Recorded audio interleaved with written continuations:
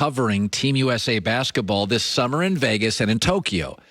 And we were saying it this week. So Damian Lillard doesn't get heavily recruited, goes to Weber State. And then he goes there for years. Nobody pays attention. Then he goes to Portland, geographically isolated. And even though he's been great, you always feel he feels a little different, geographically. He didn't get the love early. Now he's up in the Pacific Northwest. And now he gets invited to the cool kids party. And I think he's a great guy. But we know the history of the Redeem Team 2016. When dudes play together, they're recruiting each other. And you're going to be there covering it. I do believe it's going to have a massive influence on Damian Lillard, who I think at his heart is a loyal guy. Is that something you're going to watch closely, just kind of the whole Dame situation? Because I would be fascinated to see who he hangs with, who he's comfortable with, who he plays well with. Yeah, I think that's certainly one of the storylines, one of the driving storylines going into Las Vegas. I do think it's interesting, Colin. First of all, the reason it's a storyline, of course, is he is quasi already, signaling that he's about ready to ask to be moved, which we know now in the league that happens, that those requests get granted. So the question becomes where, and so you're right. He comes into this situation where historically super teams come together. But the interesting thing to me is the average age per player on Team USA this year, something like 28 and a half, 29. So on average, these players are in their prime and kind of inching, towards the later stages of that prime. So I don't know long-term who is going to formulate the next super team. When it comes to Damian Lillard, though, he's going to get a chance to be around these dynamic personalities.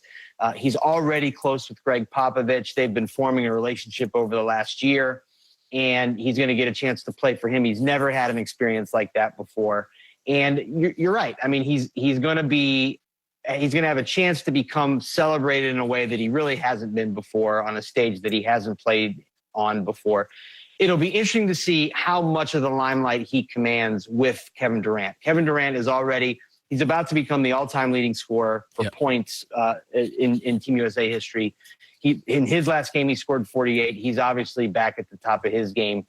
So we'll see who the alpha male is on this club, but it's going to be a wild ride for Dame, and certainly the thing that I'm paying attention to. Yeah, it's really interesting you bring that up, that the average player is almost 29. So these guys are in the championship years. They've made their money. That's not the discussion. It's not a money discussion. It is dude, you got to win now. You got your money. You've got your second. He's got his music. He's got his money. He's got his legacy. He's a first ballot. You want to win. That's fascinating. 29 years old is the average age. Interesting stuff. All right, Joe Vardon, senior writer, NBA, The Athletic. I'll be reading your stuff and promoting it. We'll have you on again. Thanks, man. Thanks for having me. That Dame thing is fascinating. Discover matches all the cash back you earn on your credit card into your first year automatically. No limit. Get used to hearing yes. Discover.com/yes. Advertisers want to come on the show because we have a lot of scale. We can move stuff, right? And that's good for us. Right. The bad news is if you and I like something and just mention it casually on the show, we can move business. We know that. This has happened. So occasionally I'll find something in life, and they're not an advertiser, and I want to talk about it so bad because it's so great, but I can't because I don't want there to be a line at this place. Yeah, you had a grocery store. You had a grocery store, and then there was I want to say it was a Mexican restaurant. I won't tell people. That you won't tell people about. No. So you were being greedy about that too. And then there was your dentist. You didn't want to share your dentist either. No, because I have a dentist. He's the world's best dentist, and he literally cleans your teeth in like 9 minutes with lasers. But if I say, here's this guy, and then you'll look him up, and I'm not joking. Then you won't be able to get an appointment. Can't get an appointment. So I am very selfish. And so I have found a coffee place that does the world's best, I'm sure of it. It's a survey somewhere. The world's best iced coffee. In fact, I have seen multiple people. The other day I saw the guy that created, what's that show with Ray Romano? Very funny show. Phil Rosenthal. Oh, okay. Okay, he created the Ray Romano show. Everybody Loves Raymond? Everybody Loves Raymond. Yeah, he's a food critic now, and I saw him there at my place. I was going to go up and talk to him, but we kind of looked at each other as if to say, "Let's not tell anybody we're here." It's the world's best iced coffee. I'm not a big iced coffee person. Either was I. I never was into it until I found the Pot O Gold. I go after today's show. I will drive there and get in I line. might have to follow you. Yeah. Well, if you see Colin Cowherd, share it with the rest of us since he won't. Is it because of special ice? Because ice makes a big difference in things.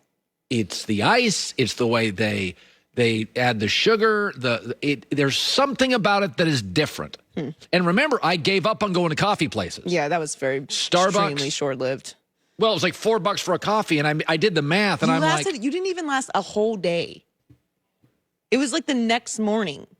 I was so mad, though. You were mad, yes. $4 for every time I go in there for a small coffee? No, listen, it adds up. Definitely a thing that you could save a lot of money on if you make your own coffee. I didn't have willpower on that. But the new place, I drive by Starbucks now and thumb my nose at them. This place is so good. You're just going to reject your Seattle roots like that? Well, that's the breaks. Raise your standards. Okay, the Suns, it was great last night. It made me happy. The Suns took down the Clippers, a very good Clipper team, by the way, with or without Kawhi Leonard, to advance to the NBA Finals. And I'm very, very happy for one of my all-time favorite players in the NBA. 16 years in the NBA tunnel. And last night, Chris Paul finally, it all came together. Think about the Clippers. He goes to the Clippers, and he carried them. Yet it was Blake Griffin, who still can't shoot. Blake Griffin, he could shoot a little. That everybody loved Blake Griffin. He was flashy. He was jumping over cars and slam dunk contests. Everybody loved Blake. It's Blake's team. DeAndre Jordan was always chirping at Chris Paul. Yet his entire offensive NBA career comes down to lobs from Chris Paul. But he was always chirping. DeAndre Jordan was chirping. And they had the worst owner. And they were embarrassingly cheap. Same town as the Lakers. Never got the respect. The Clippers never had a 50-win season, ever. Chris Paul arrived, they had 5 straight. And yet every time they lost, he got blamed. He was like an A-plus actor who signed up for a low-budget film. And because the low-budget film didn't win the Oscar, it's Chris Paul's fault. No, the only reason you watched the film was Chris Paul. That's the only reason you pay any damn attention to the low-budget film was Chris Paul. But every time the Clippers lost, well, he didn't win the Oscar. He didn't win the title. Donald Sterling owned the team. You think you're going to win titles? That's why Phoenix is great. They were desperate. They needed direction. And they're like, Chris Paul, that's exactly what we need. He comes and they deliver. Phoenix had the worst record in the NBA for 9 years. Here comes Chris Paul. They're in the finals. And I got to tell you something. Feeling underappreciated is a very powerful thing for men and women, boys and girls, young and old, black, white, Republicans, liberals. It's very powerful to feel underappreciated. It's why Tom Brady left New England. It was not the money. We talk too much about money. It's why Aaron Rodgers is pissed at Green Bay. Not the money. It's why Russell Wilson went public in Seattle. It was not the money. It was, come on, man. I'm carrying the load here. Give me some help. Can I have a say? But at least with Aaron Rodgers, at least with Russell Wilson, at least with Tom Brady, their value is understood. We understand their value. But Chris Paul had the double whammy. Not only was he underappreciated, he doesn't even get nominated for MVPs. We don't even understand his value. I mean, even Clipper fans, poor Clipper fans didn't, they'd lost so many games, they'd won so infrequently, they didn't even understand that Chris Paul was the key to the franchise. For years, they thought it was Blake Griffin.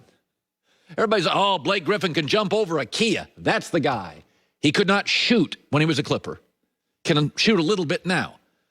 And so last night for Chris Paul, this season for Chris Paul, he finally got the director and the script and the co-star and the budget and the critical acclaim and the box office. Finally, after all these years, he got a coach who had him before and gets him.